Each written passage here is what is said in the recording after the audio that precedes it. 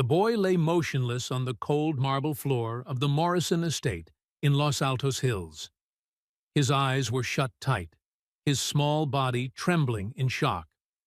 Beside him knelt Dave Kellerman, the family's plumber and electrician, his hands shaking as he held something tiny, pitch black, and moving. "Dave, what did you do to the boy?" Marcus Webb, head of the estate's security team, shouted, his eyes wide, body frozen stiff. The sharp sound of leather shoes echoed down the gleaming hallway. Alexandra Morrison, the youngest tech CEO in the world, according to Forbes, stormed into the room like a hurricane.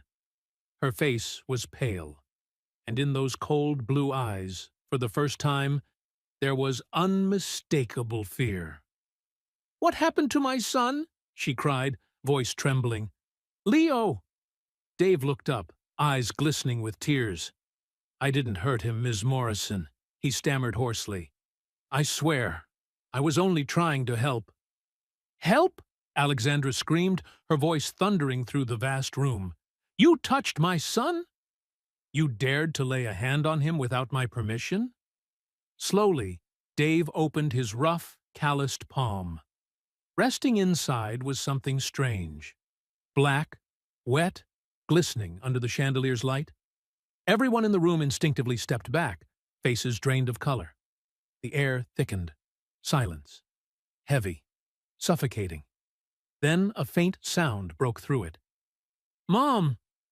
That voice. It came from the boy who had been deaf since birth, the boy who had never spoken a single word in 10 years. In that instant, no one dared move. Not even Alexandra Morrison. And that was when she realized the maintenance man had just done the impossible. Dear viewers, this is a moving story about faith, compassion, and a miracle that no amount of money can buy.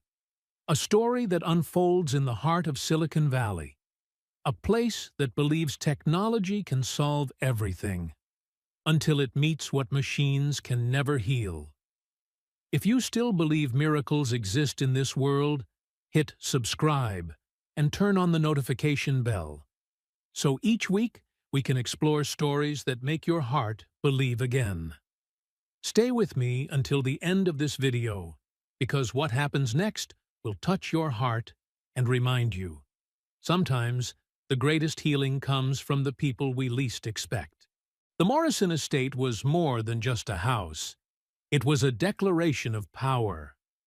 Perched atop the hills of Los Altos, its living room windows offered a sweeping view of Silicon Valley, from Google's headquarters to Stanford's campus, from San Francisco's towers to the shimmering surface of the bay at sunset. The home was wrapped in floor-to-ceiling reinforced glass, run by an advanced AI system, with its own private gym, an infinity pool, and a wine cellar worth millions of dollars. And yet, no matter how luxurious it was, inside remained an emptiness, a void that no Persian carpet, no priceless painting could ever conceal. The servants moved like ghosts, so careful they made no sound. They often whispered among themselves, "The lady of this house loves perfection. No mistakes, no noise, and no emotion." Alexandra Morrison, 32 years old, CEO of Neurotech, a medical tech startup valued at $4.7 billion. She dropped out of Stanford in her second year to build an AI system capable of diagnosing faster and more accurately than any human doctor. Forbes called her the female Elon Musk of healthcare. TechCrunch described her as a genius without emotion. Her life was a string of flawless milestones: graduated high school at 16, entered Stanford on a full scholarship, founded her company at 19, became a billionaire before turning 30. Her schedule was timed down to the minute. Meeting after meeting. Contract after contract. Success, but solitude. Because behind those Armani suits and that icy composure was a mother who hadn't slept peacefully in years. Her only son, Leo Morrison, 10 years old, was born deaf. Not the ordinary kind of deafness. Doctors called it profound sensorineural hearing loss. The sound reached his ears, but his brain received nothing. No hearing aid could help. No cochlear implant had ever succeeded. Alexandra had flown across the world. Johns Hopkins, Mayo Clinic, Great Ormond Street in London, Charité in Berlin. She had spent millions of dollars hiring the best experts in the world. She even built a private lab within her own company, employing neuroscientists to study Leo's case. But each time she returned home, she was greeted by the same thing: absolute silence. Leo was now 10. He had never heard the sound of rain, never listened to ocean waves, and had never once heard his mother's voice. He had never spoken a single word. He lived in a world of his own, a world without sound. He would sit for hours by the window, watching Teslas glide down the road, drones humming across the sky, the world moving, while he remained trapped in silence. Sometimes, Leo pressed his ear against the glass, hoping the vibrations might turn into sound, but they never did. All the household staff were required to learn sign language to communicate with him, but most did so half-heartedly. Some pitied him, some feared him, and most simply ignored him. Because in a world that demanded speed, precision, and efficiency, a child who moved slowly and spoke with his hands was a system error no one wanted to face. But there was one man who saw the boy differently. His name was David Kellerman. Everyone in the house simply called him Dave. Dave Kellerman, 38, didn't belong to this world. He wasn't the Silicon Valley type, the kind who brainstormed over oat milk lattes and turned every idea into a million-dollar pitch. Dave came from the Central Valley, a farming region just a few hours' drive away. A place where people worked with their hands under a blistering sun on parched fields. There, the word startup meant firing up a tractor, not launching a tech company. He'd grown up in a farmer's family, working the fields since he was 12. But Dave didn't want to spend his whole life chained to cracked soil. He passed the paramedic training program and spent 6 years on the Fresno County Rescue Team. It was a brutal job. 24-hour shifts, horrific highway crashes, midnight overdoses, and emergency calls that came too late. But Dave loved it. He loved the feeling of saving someone in their darkest moment. Then he met Rachel. She was a nurse at St. Agnes Hospital. She had the brightest smile he'd ever seen, the kind that could light up an entire room. Patients used to say the best medicine was seeing Rachel smile in the morning. They married after a year of dating. A small, simple wedding at a Fresno church. Nothing glamorous, but full of love. A year later, they had Ethan Kellerman, the boy with his mother's brown eyes and her warm, gentle smile. Dave still remembered the moment he first held his son. So tiny, warm, and perfect that he swore he'd protect him at all costs. But life doesn't always let you keep your promises. October 2017. Rachel went to Las Vegas with some old friends to celebrate a birthday. A harmless weekend trip. Dave stayed home, taking care of Ethan, who was 4 at the time. On the night of October 1st, as Dave was feeding his son dinner, the phone rang. An unknown number. He answered. "Is this David Kellerman?" The woman's voice trembled. "Yes, speaking." "Are you the husband of Rachel Kellerman? What's going on? You need to come to Las Vegas immediately." The Route 91 Harvest shooting, the deadliest mass shooting in modern U.S. history. 58 dead, over 850 injured. And Rachel Kellerman, was among those who never came home. Dave still remembered that overnight drive to Las Vegas, Ethan asleep in the back seat. He remembered the hospital's cold hallway, the white sheet over the familiar body, the small hand gripping his pants, and the trembling voice asking, "Daddy, where's Mommy?" After that, everything fell apart. Dave couldn't keep working as a paramedic. The sound of ambulance sirens made him panic. The smell of antiseptic made him sick. He quit, used the insurance payout and charity funds to arrange Rachel's funeral, then moved to California, hoping for a new beginning. But new beginnings aren't easy. Not when you're a single father with no advanced degree, no connections, and a past too painful to explain in any job interview. Dave took whatever work he could find: security guard, Uber driver, food delivery. Eventually, he landed a stable job: maintenance technician for a luxury property management company.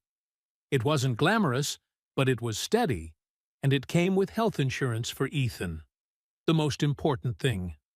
One of the sites under his care was the Morrison estate. Dave had worked there for 6 months before everything happened. He fixed air conditioners, replaced light bulbs, checked water filters, and maintained the smart home systems. It was quiet work. He came, did his job, and left. No one paid him any attention. Until he met Leo. The first time Dave saw Leo Morrison, the boy was sitting on the marble steps, lining up toy cars in perfect rows. Dave walked by, about to say hello, but Leo didn't look up, didn't react. He was too focused. Dave noticed something strange. The boy moved too carefully, too silently. Not like other 10-year-olds, who were loud, restless, bursting with life. He asked Marcus Webb, the head of security, "The boy, is something wrong?"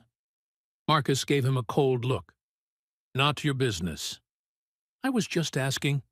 "The kid's deaf, can't talk, and it's not something you need to worry about. Get back to work." Dave nodded, but his chest tightened.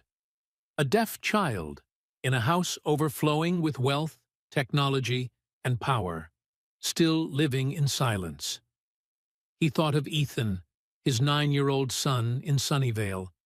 Ethan could hear, could speak, could laugh. But he too had lost his mother. He too carried a pain words couldn't touch. Dave knew what loneliness looked like, and he saw it in Leo's eyes. From that day, Dave began to pay attention to the boy. Not intrusively, but gently, patiently, the way you'd approach a frightened bird. Each time he passed by where Leo played, Dave waved. At first, Leo didn't react, but Dave didn't give up.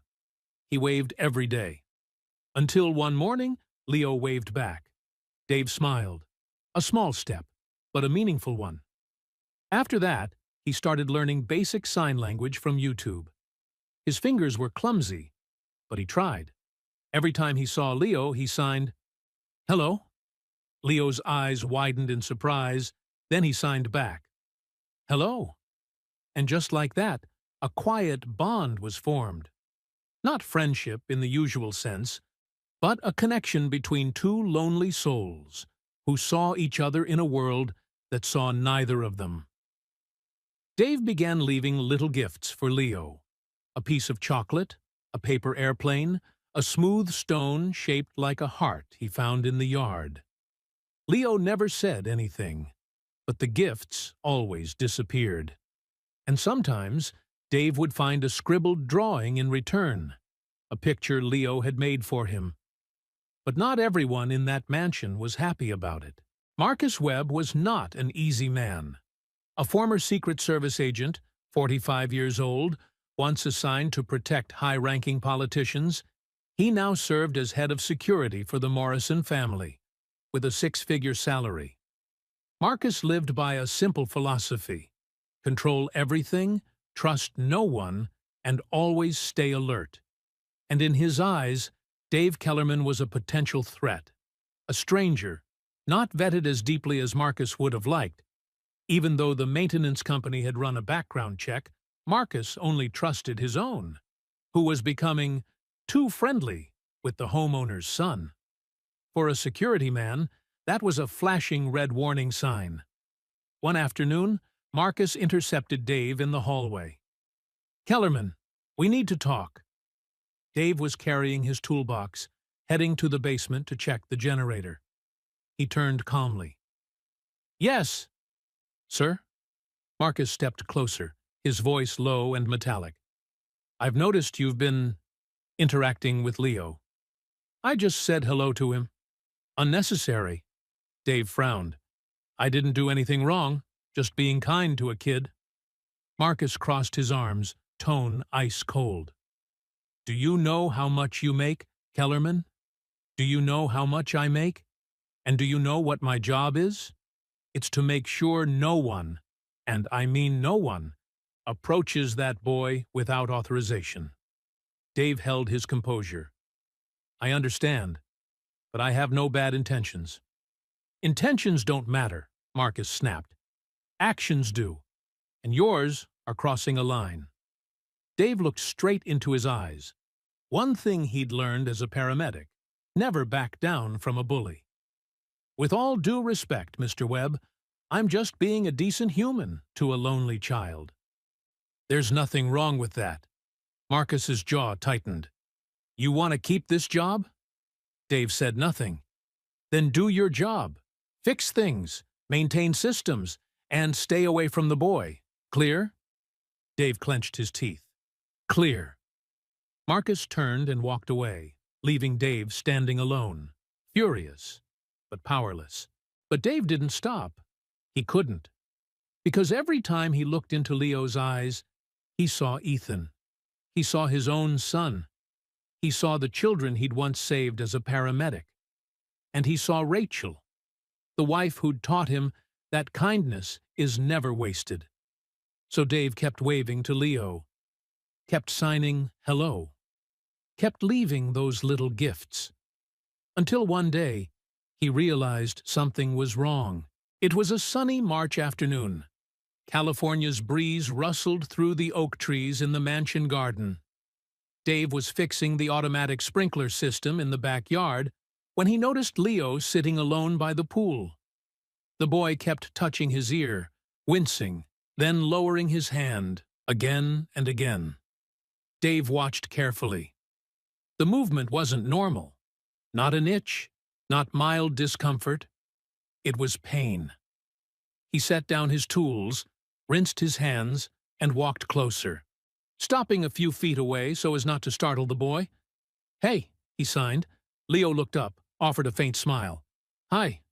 You okay?" Dave signed slowly. Leo hesitated, then shook his head. "Ear hurt?" Leo nodded. "How long?" Leo raised 5 fingers. 5 days. 5 days of ear pain. And no one knew. Dave's chest tightened. "You told your mom?" Leo shook his head quickly, fear flashing in his eyes. "Why not?" Leo signed a word that took Dave a few seconds to recognize. "Doctor." "You're scared of doctors?" Leo nodded, trembling. Then signed again, clumsy but clear. "They hurt me. Always. Tests, needles, machines. I hate it." Dave felt his heart squeeze. This boy, he'd been through countless tests, surgeries, experiments, poked, injected, trapped inside roaring MRI machines, hearing vibrations he couldn't even process. And now, Leo was so afraid he'd rather endure pain than speak up. Dave swallowed hard, forcing himself to stay calm. "Let me look at your ear, okay? I promise I won't hurt you." Leo's eyes filled with doubt. Dave placed a hand on his chest. "I swear, I used to be a paramedic. I know how to be gentle." Leo hesitated, then finally nodded. Dave crouched down to the boy's eye level. "Turn your head a little." Leo did. The afternoon sun fell directly on his ear. Dave squinted, inspecting carefully. At first, nothing. Then, something glimmered deep inside, something black, unusual, moving. Dave's breath caught. He jerked back. Impossible. He looked again, and this time he was certain. Something alive was inside Leo's ear. His pulse raced. He'd seen strange things during his paramedic days: beans, insects, bits of cotton lodged in ear canals, but this was different, larger, deeper, and it seemed like it had been there for a long time. "Wait here," Dave signed, trying to sound calm so Leo wouldn't panic. Leo nodded.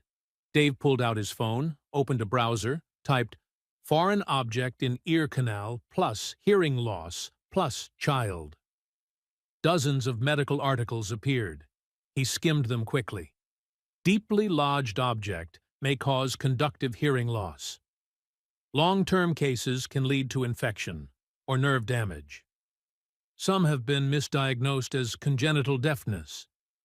Dave stopped, reread the last line slowly. His heart pounded. Could it be that Leo wasn't born deaf? Could it be that for 10 years something had blocked his hearing, and no one ever discovered it? But how? After so many doctors, so much technology. Then he remembered what an old nurse once told him back in his rescue days: "The eyes can't see what the mind doesn't expect." If doctors were convinced Leo's condition was neurological from birth, they'd never think to check his ear. They'd run brain scans, auditory nerve tests, cochlear implants. But no one would bend down and look at the simplest thing. Sometimes, complexity blinds people to the obvious. Dave looked back at Leo, waiting anxiously. He had to decide. Now, if he told Alexandra Morrison, what would she do? Call a doctor. And Leo would be thrown back into that cycle. Tests, needles, machines. But if Dave did nothing, the thing in his ear could cause infection, maybe permanent damage. He took a deep breath, shut his phone.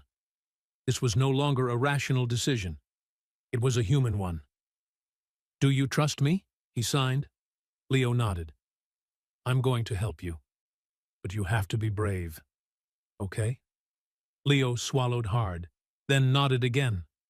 But at that very moment, the sharp echo of high heels struck the floor behind him.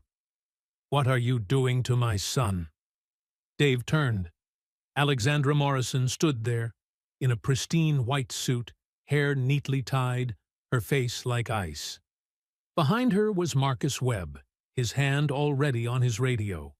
The air froze. And just like that, the real storm began. "What are you doing to my son?" Alexandra's voice didn't need to rise, yet every word cut sharp as a blade. Dave stood up, hands raised. "Ms. Morrison, I'm sorry if I worried you.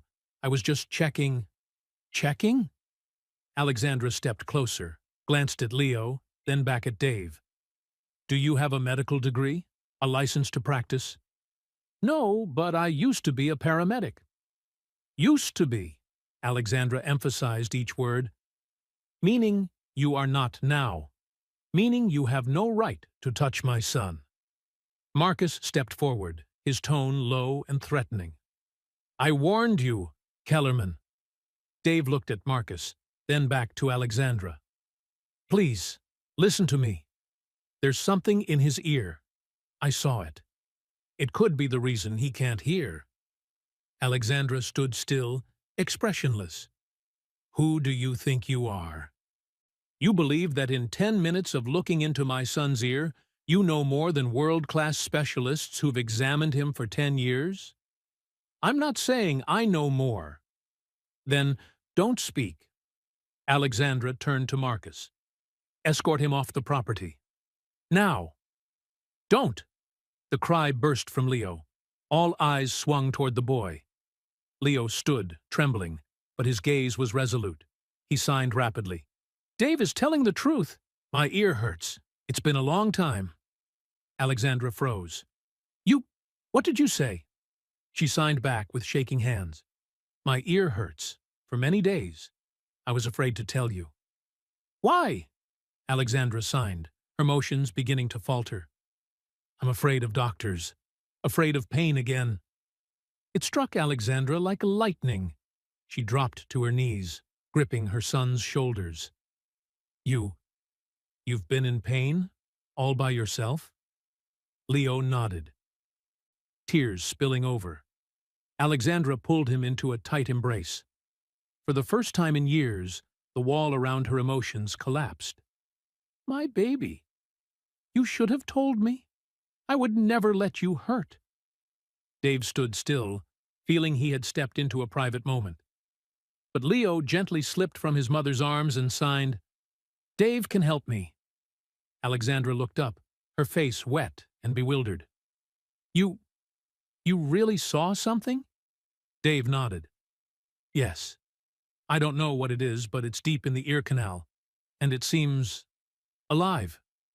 Alexandra rose and wiped her tears. Marcus, call Dr. Reeves, now. Marcus pulled out his phone. No, Leo signed emphatically. No doctors! Alexandra turned back. Sweetheart, we need... No. Leo backed away, eyes red. I don't want to go to the hospital again. Dave stepped in. Ms. Morrison, if you allow me, I can try. If it's just a foreign body, I've handled many similar cases. Gently, quickly, without pain. Alexandra looked at Dave, then at her son. She stood between reason and instinct, between medical protocol and trust in a stranger. Marcus spoke up. Ms. Morrison, this is not a wise decision. If anything goes wrong... Marcus, be quiet. Alexandra kept her eyes on Dave. If you hurt my son, I will ruin your life. Do you understand? Dave nodded. I do. And if you're not certain, not even a little, you stop immediately. I promise. Alexandra turned, knelt, and took Leo's hand. Are you sure? I can call a doctor here. They can give you pain relief. Leo shook his head and signed. I trust Dave. Alexandra closed her eyes, drew a deep breath, then looked straight at Dave. Do it. Dave nodded and turned to Marcus. I need a small flashlight, medical tweezers if you have them, or fine forceps, and antiseptic. Marcus hesitated. Do it, Alexandra ordered. Marcus clenched his jaw and went for the supplies. Dave knelt beside Leo. You might feel a little uncomfortable, but I'll be as fast as I can, okay? Leo nodded. Marcus returned with a first aid kit. Dave cleaned his hands with antiseptic and switched on the flashlight. The beam revealed the thing more clearly. A black object, about 5 to 7 millimeters, oval-shaped, lodged deep against the ear canal. Its surface was smooth, membrane-like. When the light hit it, it retracted slightly. This was a living organism. Dave swallowed. He'd seen earbugs before, but this was larger. A kind of larva? A leech? Or something he'd never encountered? What is it? Alexandra asked, her voice unsteady. It's alive, Dave said. I'm not sure exactly what, but it's been there a long time. A very long time. He looked up. This could explain everything. Alexandra's eyes widened. You're saying my son wasn't born deaf? I can't claim that, but if this has completely blocked the canal and put pressure on the eardrum for years... Dave paused. It's possible. The air seemed to freeze. Alexandra covered her mouth, eyes brimming, speechless. Dave turned back to Leo. I'm going to start. Breathe deep. Leo inhaled, exhaled. Dave grasped the tweezers, carefully moistened with antiseptic, and guided them millimeter by millimeter into the canal. His hands trembled ever so slightly, not from fear, but from responsibility. One small mistake could perforate the eardrum and cause permanent deafness. Oh, God, Dave whispered a prayer. Guide my hands. The tweezer tips touched the object, soft yet tough. He pinched as lightly as possible, careful not to crush it. Leo winced, but made no sound. Dave kept a steady hold and drew back slowly. The object clung stubbornly. He felt the resistance. "Breathe steadily, Leo," Dave murmured, knowing the boy couldn't hear him. He pulled a bit more. The object started to slide, just a little farther, and it came free. Dave withdrew the tweezers. At their tip writhed a slick black creature about 1 centimeter long, its tiny legs twitching. "Christ," Marcus breathed. Alexandra stared, face drained. What is that?" Dave examined it closely. "Looks like an ear-boring fly larva. Dermestidae or something similar. They can live in the ear canal, feeding on dead tissue and secretions. Rare, but not unheard of." "How long has it been in my son?" Alexandra whispered. Dave met her eyes. "Judging by the size, possibly years, since Leo was very young." Alexandra staggered back, shaking all over. "No, impossible. We've taken him to hundreds of appointments. The specialists focused on neurology, the brain, the cochlea. No one did the simplest external ear check thoroughly enough." Dave placed the organism into a zip bag Marcus held open. "It's so rare, no one thought of it." Leo sat still, eyes wide on Dave. He didn't yet understand what had just happened. Dave signed to him. "It's done. I took it out." Leo blinked. He touched his ear. The pain was gone. And then his face changed. His eyes widened. His mouth parted. "Leo," Alexandra signed urgently, stepping forward. "Are you okay?" Leo wasn't looking at his mother's hands. He was looking around the room as if he were seeing something. Or, rather, hearing it. Dave understood immediately. "The boy is hearing." "Impossible," Alexandra gasped. And then it happened. Leo turned to his mother, his lips trembling. A tiny sound emerged. Alexandra froze. His voice was hoarse, unsteady, like someone who had never used his vocal cords. Tears spilled down Alexandra's cheeks. "Leo, are you—" "Mom." This time, clearer. Leo met her eyes. "Mom, I hear you." Alexandra collapsed to her knees, clutching him, sobbing. "You can speak. You can hear. My God, you can hear." Marcus stood rooted, colorless. Dave stepped back, shaking. He had just witnessed a miracle. Not born of technology, not of millions of dollars, but of a simple act by a man who only wanted to help a child. Then Leo cried out, hands clamped to his ears. "Too loud! Too loud!" His voice was equal parts fear and wonder. Alexandra immediately signed, "It's okay, sweetheart. Those are sounds. You're hearing them for the first time." Leo looked around, eyes rimmed red. The ticking clock, the soft hum of the air conditioner, birds outside the window, the breathing of everyone in the room. All of it rushed in at once. Too much. Too overwhelming. Dave knelt, speaking very slowly. "Leo, look at me. Breathe. Slowly." The boy fixed on Dave's eyes. Dave tapped his shoulder gently, in rhythm. "Slowly. You're okay. These are sounds. You'll get used to them." Dave's voice was low and warm. Leo began to calm. Then he whispered, "Your voice. I know. Your voice." Dave smiled, tears falling. "Yes, it's me. Thank you." Leo threw his arms around him. Dave hugged the boy and closed his eyes. He thought of Rachel, of Ethan, of the people he had once saved, and of this time, the time he saved a child in a way he'd never imagined. Alexandra Morrison was not the kind of woman who let emotions dictate her decisions, but right now, standing in the living room watching her son, the child she once believed would live forever in silence, listening to birds sing and laughing softly, she felt her entire world collapse and rebuild in the same heartbeat. "Marcus," she said, her voice cold but firm, Call Dr. Chen. Tell him to come here. Not tomorrow. Not tonight. Now. Marcus immediately dialed. Dave stood, wiping his hands on his pants. I think I should go. Leo needs time with his family. Stay. Alexandra turned to him, her eyes unwavering. You just did what the world's top doctors couldn't. I want you here when they explain why.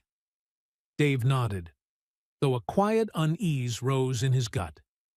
45 minutes later, Dr. Richard Chen, Chief Medical Officer of Neurotech Medical Institute, entered the mansion, puzzled and anxious.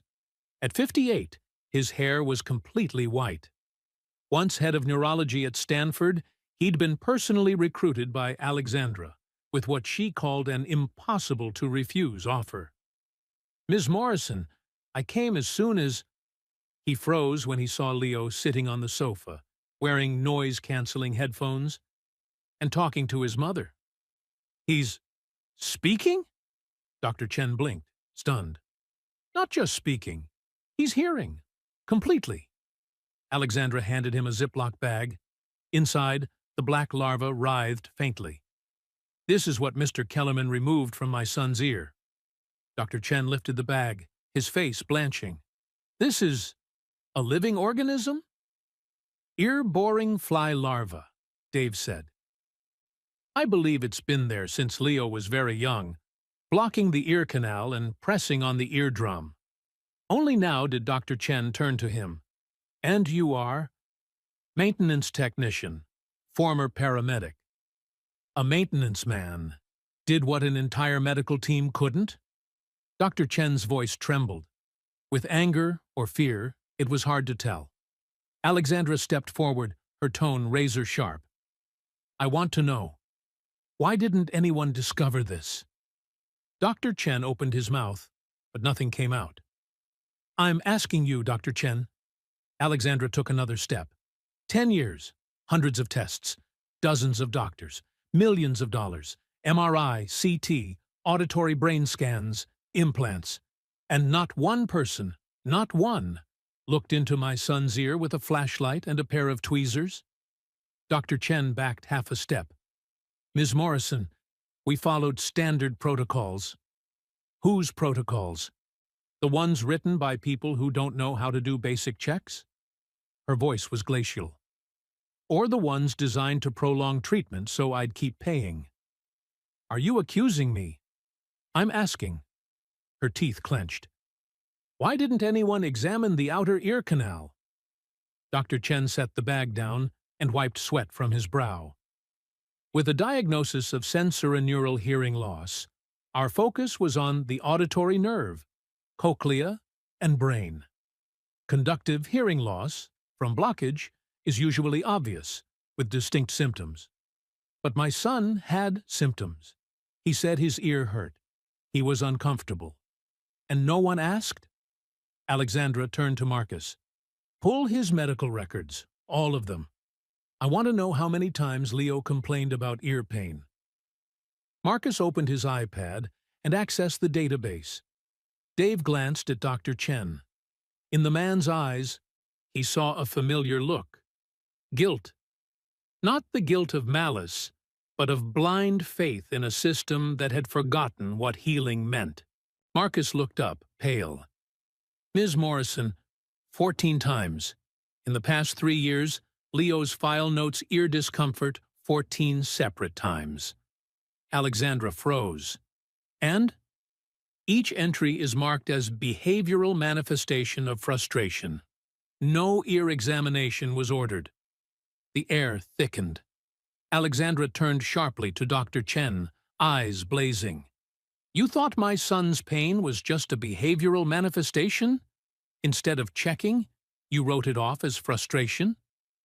Ms. Morrison, given the established diagnosis, I don't care about context, Alexandra shouted, her voice cracking. My son was in pain. He needed help, and you all ignored him. Dr. Chen bowed his head. I'm sorry. Sorry isn't enough.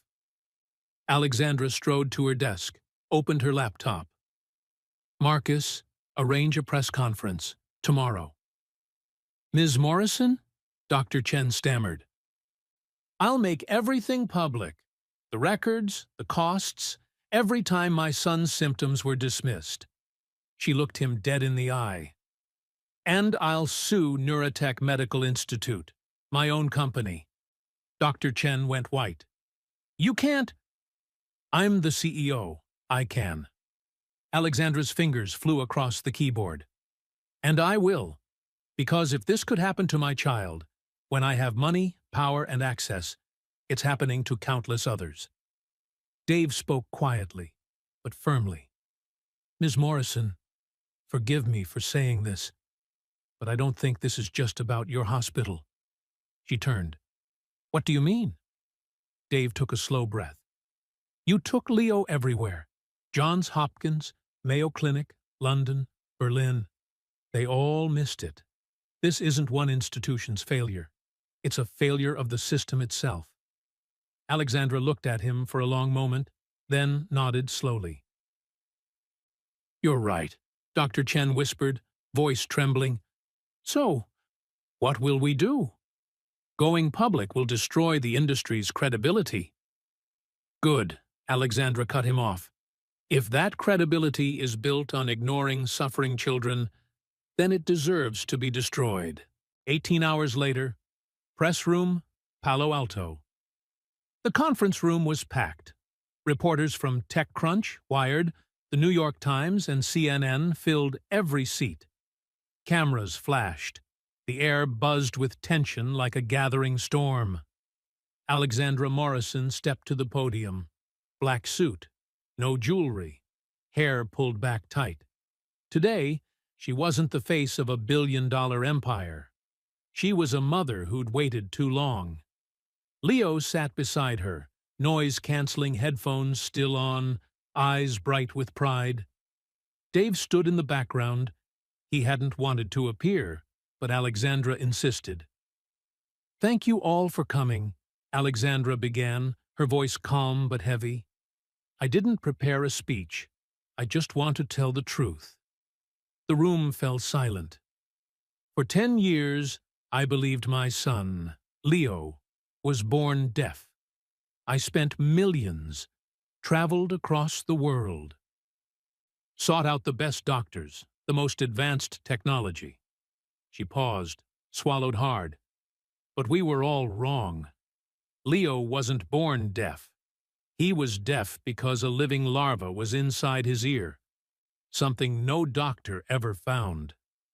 Until a maintenance worker, not a physician, not a specialist, shone a flashlight and used a pair of tweezers.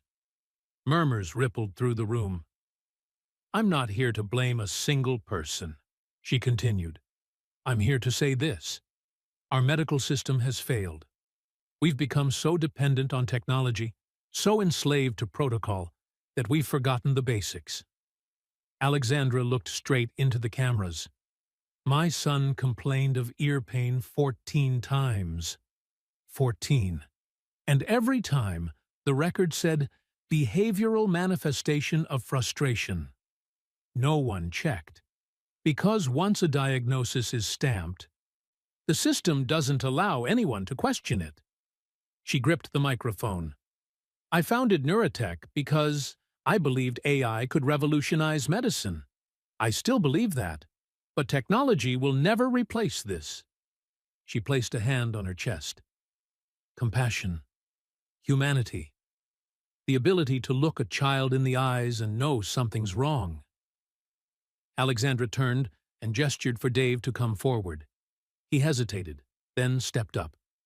This is David Kellerman, she said, maintenance technician, former paramedic, single father, and the man who saved my son's life. Dave bowed slightly, uneasy under the flood of lights. Alexandra continued, Mr. Kellerman didn't do this for money or recognition. He did it because he cared, because he saw a child in pain and acted. She faced the press again. Today, I'm announcing the creation of the Leo Morrison Foundation, dedicated to providing free medical care for children with hearing impairments. not just through advanced technology, but through complete care, including the simplest checks our current system too often overlooks. Reporters' hands shot up, flashes blinding. Alexandra raised her hand for silence. And one more thing. Mr. David Kellerman will serve as the Foundation's executive director, with full authority and compensation worthy of the role. Because if we're going to fix the system, we need people like him. People who put humanity before protocol. Dave's eyes widened. Ms. Morrison, I can't. You can. And you will. Alexandra smiled, her first of the day. If you'll accept. Dave turned to Leo. The boy, beaming behind his headphones, gave him a thumbs up. Dave's throat tightened. He thought of Rachel, of the children he'd once saved, of Ethan waiting for him at home. Then he nodded. I accept. The room erupted in applause like thunder. 2 weeks after the press conference, the medical world shook. The Lancet, one of the most respected medical journals in the world, published an urgent editorial. The Morrison Case, a wake-up call for diagnostic protocols. The Journal of the American Medical Association, JMAA, launched a formal investigation into diagnostic anchoring bias, the tendency to cling to an initial diagnosis and ignore new evidence. Both Johns Hopkins and Mayo Clinic announced full reviews of every pediatric hearing loss case from the past 10 years. The FDA issued new guidance. All pediatric hearing loss diagnoses must include a physical examination of the outer ear canal using an otoscope before any advanced testing. But not all responses were positive. Some physicians fumed, accusing Alexandra of undermining trust in medicine. Some lawyers threatened lawsuits for defamation. Some investors dumped Neurotech stock, sending the company's valuation down 30% in a week. Alexandra didn't flinch. She personally poured $500 million of her own fortune into the Leo Morrison Foundation.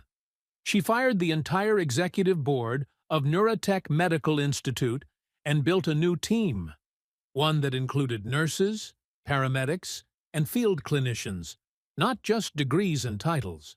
As the Foundation's executive director, Dave Kellerman spent his first 3 weeks studying everything he could about childhood hearing loss. He assembled a 20-person team, half medical professionals, half parents of deaf or hard-of-hearing children. We don't need more doctors, Dave said at the first meeting. We need more human beings. He founded Morrison Mobile Clinics, fully equipped medical trucks that traveled across California, offering free ear screenings for children. No insurance, no paperwork, just show up. In the first month, they examined 847 children. They found 12 cases like Leo's. Foreign objects in the ear canal, mistaken for congenital deafness. 12 children heard for the first time. 12 families wept. 12 miracles. But not all stories ended happily. One evening, Dave sat alone in his new office at the Foundation's Mountain View headquarters. Streetlights sparkled outside like low-hanging stars. His phone rang, an unknown number. David Kellerman. Mr. Kellerman, this is Michelle Cole. My daughter Lily was examined by your team last week. Dave remembered immediately. Lily, 6 years old, completely deaf since birth. They'd run every test. No foreign object. Diagnosis: congenital sensorineural deafness. Yes, I remember Lily. How is she? Michelle's voice quivered. You gave us hope. And now we know there's no miracle for our child. Do you have any idea what that feels like? Dave closed his eyes. I'm so sorry. I know. No, you don't. She began to cry. For 6 years, I accepted it. I learned sign language, built a life around it. Then you came along and made me believe maybe Lily could be like the Morrison boy. But she's not. Dave swallowed hard. Mrs. Cole, I'm truly sorry. We never wanted to create false hope. I know, she said softly. I know your heart is good. But please remember this. Not every deaf child needs to be fixed. Some of us have learned how to be happy as we are. She hung up. Dave sat in the dark for a long time. He understood something then. He couldn't save everyone, and sometimes saving wasn't what people needed. He called Alexandra. We need a new division in the foundation, he said. What kind of division? A deaf community support unit. Not to cure, to celebrate, to help families accept and thrive. Alexandra was silent for a few seconds.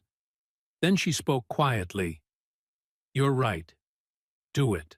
Leo Morrison now had to learn how to live in a world full of sound. And that, as it turned out, wasn't as easy as everyone thought. During the first week, he could barely sleep. Everything was too loud, too new, too overwhelming. The ticking clock, the hum of the air conditioner, the whistle of wind through the windows, birds singing, airplanes overhead. All the sounds others took for granted were, to Leo, a storm that never stopped. Alexandra hired both an auditory therapist and a speech pathologist. Every day, Leo practiced distinguishing sounds, forming words, and controlling his voice. Sometimes too loud, sometimes so soft it was barely a whisper. But the hardest part wasn't learning to speak. It was going to school. Leo was transferred from his school for the deaf to a regular public school. There, he became the strange kid. Mom, why do I sound different from the others?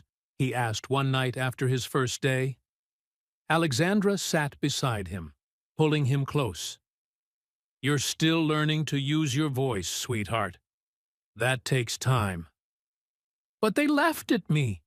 Tears rolled down his cheeks. They mocked me, Mom. Alexandra's heart shattered.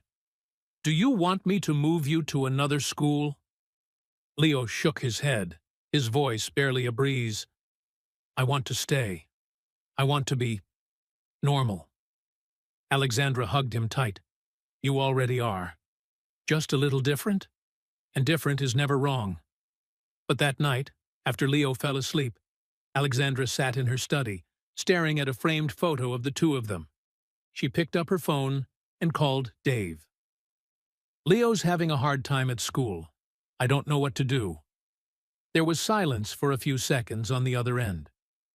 Do you want me to come talk to him? Dave asked. You'd do that? Leo's my friend. Of course. The next afternoon, Dave came to the Morrison estate after work, bringing Ethan, his son. It was the first time the two boys met. Leo, this is Ethan, my son, Dave said. Leo looked at Ethan. Ethan, 9 years old, tan-skinned, warm brown eyes, and an easy grin. Hi, Dad said you just learned to talk? Cool. Leo hesitated. Yeah, but I sound weird. Ethan shook his head instantly. Nah, you just sound like someone with an accent. Like my grandma. She speaks English with one. Not weird, just different. Leo blinked. Really? Really? Dad told me your story. You couldn't hear for 10 years, and now you're learning to talk. That's not weird. That's amazing. Leo laughed. For the first time in days. The boys started playing video games. Ethan taught Leo the Whisper Challenge, the one where you mouth words and try to guess them. Leo giggled, his voice shaky at first, then stronger, clearer. For the first time, he felt comfortable with the sound of his own voice. Outside, through the glass, Dave and Alexandra stood watching in silence. Both of them smiled. Thank you, Dave, Alexandra said softly. It's nothing, he replied. Sometimes kids don't need specialists. They just need a friend. Alexandra turned to him, her voice barely above a whisper. You know, I used to think that if I controlled everything, I could protect my son.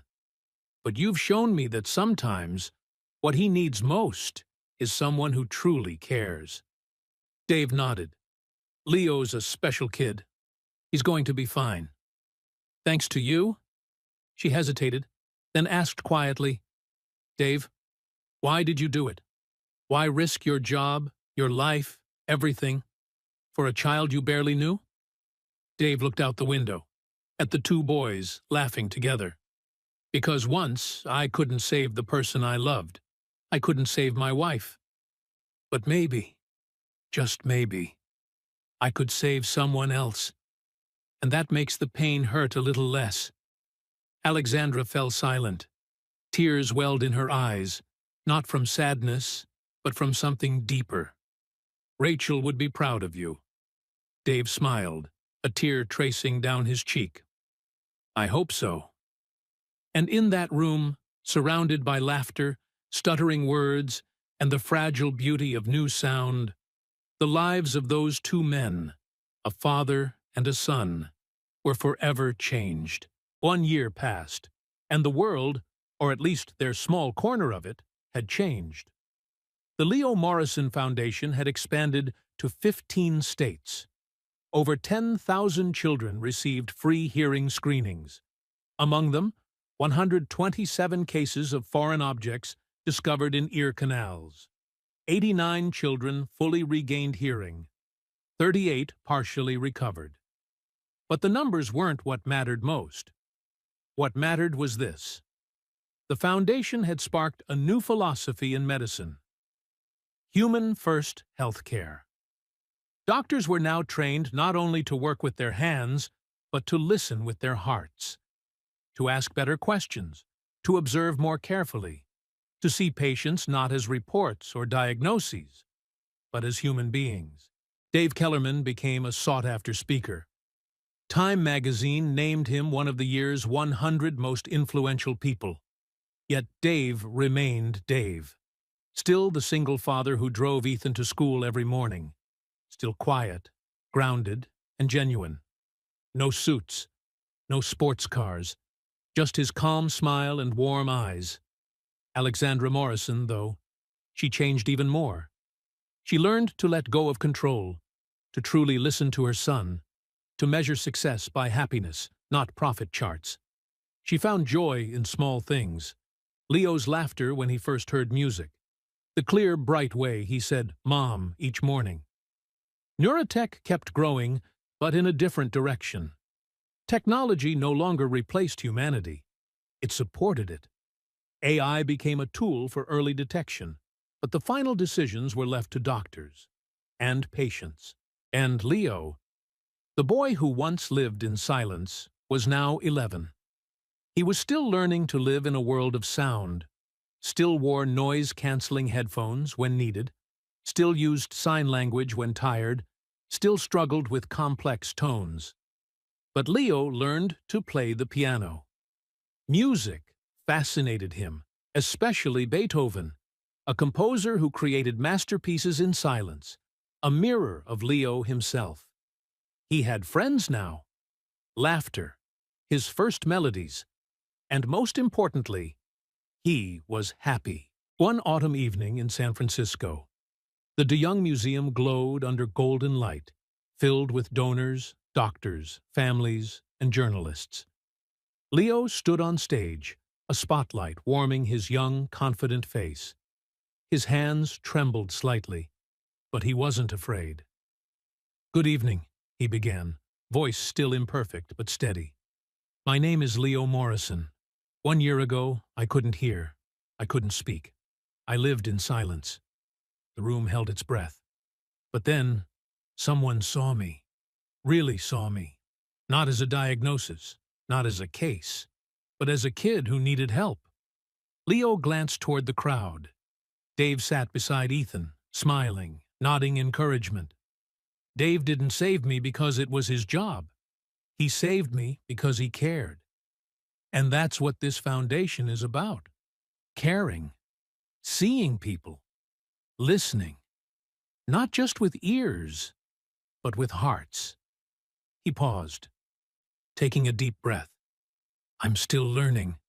Every day I hear new sounds. Every day I learn new words. It's hard.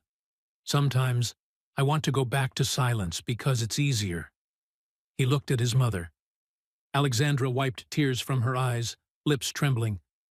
"But I don't, because now I can hear my mom say, 'I love you.' I can hear my friend Ethan laugh. I can hear rain and music and birds." His voice shook. "So thank you. Thank you to everyone who believed I could hear. Thank you to Dave, who saw what no one else did. And thank you to all the families here tonight who are fighting for their kids." Then Leo raised his hand, forming the deaf sign for "I love you." A simple, universal gesture that said everything. We don't need to be fixed. We just need to be seen. The entire hall rose in a standing ovation. Not polite applause, but thunderous, tear-soaked gratitude. Many cried openly. Dave stood, clapping hard. Ethan beside him did the same. Alexandra walked onto the stage, pulled her son into her arms. Leo hugged her back, small but strong. And in that moment, beneath the lights, before hundreds of witnesses, Alexandra leaned down and whispered into his ear, knowing he could finally, truly hear her. "I'm so proud of you, baby. So proud." Leo smiled through his tears. "I know, Mom. I can hear you." And his laughter, pure, unguarded, ringing through the hall, was the most beautiful sound anyone would ever remember. Ladies and gentlemen, the story of Leo Morrison is not a fairy tale. It isn't perfect. It isn't easy. Leo still struggles every single day. He still battles overwhelming sounds, sleepless nights, and moments when silence feels like peace. He still walks between two worlds, the hearing and the deaf, never fully belonging to either. But he's alive. He loves. He is loved. And that is the real miracle. This isn't just Leo's story. It's a story about all of us. In today's world, we trust technology too much, depend on data, protocols, machines, and forget that behind every chart, every diagnosis, there's a person, a child in pain, a family losing hope, a heart quietly breaking.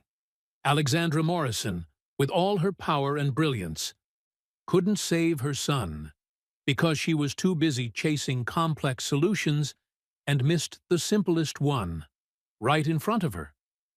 But Dave Kellerman, an ordinary man, a single father, a maintenance worker, did what hundreds of doctors could not. Not because he was smarter, but because he cared, because he saw, because he listened.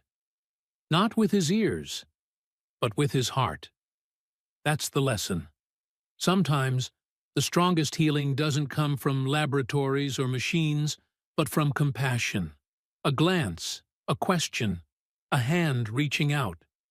Dave didn't do something extraordinary. He simply paid attention. He cared. He acted. And that changed everything.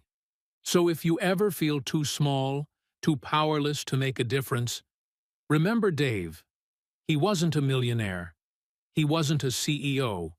He wasn't a doctor. But he changed one life. Then hundreds. Then a whole system. And it all began with one act of kindness. Because silence doesn't only live in the ears. It lives in hearts that have stopped listening. Learn from Dave. Learn from Alexandra. Learn from Leo. Listen. Care. Act. Miracles don't fall from the sky. They rise from people. Ordinary people choosing to do extraordinary things out of love. The sky burned amber. Waves brushed the shore. Dave and Ethan walked hand in hand along the beach. Dave paused, staring at the vast ocean. He thought of Rachel, of what he'd lost, and what he'd found again. "Dad," Ethan asked softly, "do you think Mom would be proud of you?" Dave smiled, tears glinting in the sunset. "I think she would, son. I think she would." And in that moment, with the sound of waves, the wind, and the golden light, Dave felt peace for the first time in years, because he had turned pain into purpose, loss into love, and silence into sound. That was the greatest miracle of all. If this story touched your heart, like to support the channel, subscribe, and turn on the bell for more meaningful stories. Comment below. Where are you watching from? And what lesson from this story moved you the most?